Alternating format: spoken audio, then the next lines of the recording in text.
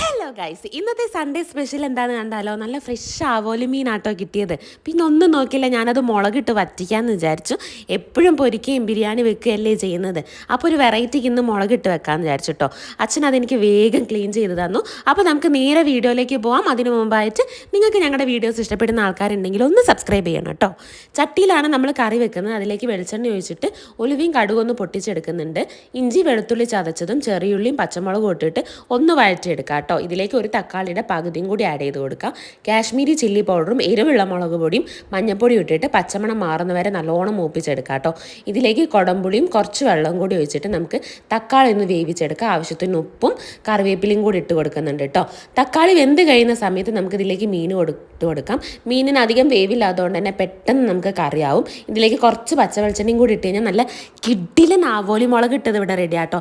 എല്ലാവരും ട്രൈ ചെയ്ത് നോക്കുക. അപ്പോൾ അത്രയുള്ള വീഡിയോ ഇഷ്ടപ്പെടുകയാണെങ്കിൽ ലൈക്ക് ചെയ്യണേ.